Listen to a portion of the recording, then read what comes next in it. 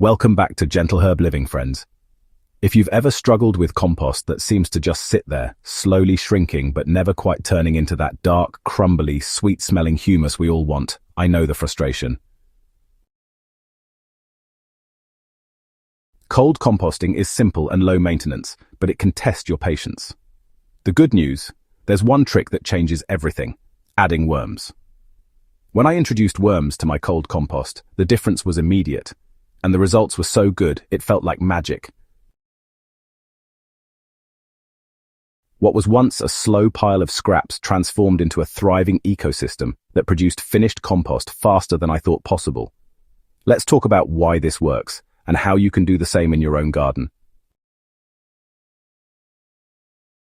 The first thing to understand is that worms are nature's fastest recyclers. Kitchen scraps and garden waste that might take months to break down on their own get eaten, digested, and turned into castings in a fraction of the time. So, these castings aren't just broken down matter, they're actually rich with plant-available nutrients, beneficial microbes, and humic substances that really help improve soil structure. Adding worms, well, it basically supercharges your cold compost pile by introducing an army of workers that never stop processing material. But you know, not all worms are equal when it comes to composting. The worms you want are called red wigglers, also known as Eisenia fetida. Unlike the common earthworms that burrow deep into the soil, red wigglers thrive in decaying organic matter and work best near the surface. They're the ones that make vermicomposting bins so effective, and they adapt beautifully when added to a cold compost system. If you don't already have a population living in your garden, you can buy them from worm farms, or even ask around locally, since honestly many gardeners are happy to share. Once you have your worms, it's important to prepare the pile so they feel at home. Cold compost works best when you layer browns and greens. Carbon-rich materials like shredded cardboard, straw, and dried leaves, combined with nitrogen-rich scraps like kitchen waste and fresh garden clippings. Before adding the worms, make sure the pile is moist, not soggy, and partially broken down. Worms won't eat fresh onion skins or big chunks of food overnight, but once those materials begin to soften and rot, they dive right in. Think of it as setting the table before inviting the guests. When I introduced my worms, I simply lifted back the top layer of browns, nestled them into the moist middle, and covered them back up.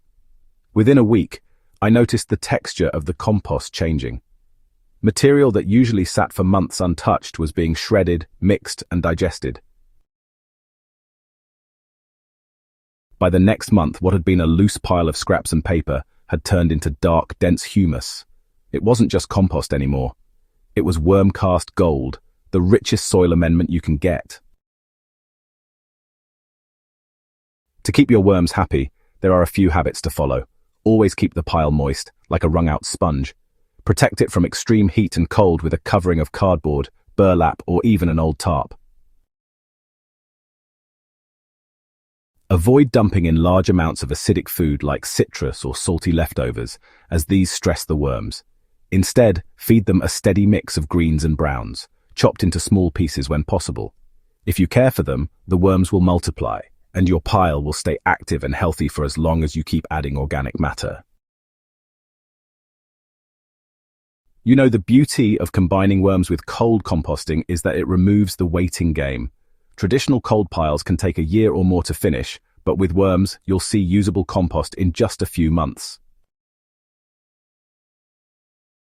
Even better, this method doesn't require constant turning or monitoring temperatures like hot compost does. The worms keep the system aerated, balanced, and biologically active all on their own. If you've been disappointed with slow composting, or if you're curious about taking your soil fertility to the next level, adding worms is the simplest and most effective step you can take.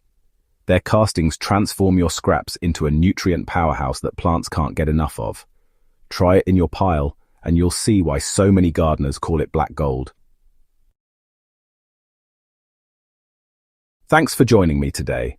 If this guide was helpful, don't forget to subscribe to Gentle Herb Living and share it with a gardener friend who's still waiting on a slow compost pile. Together we can build soil that works as hard as we do.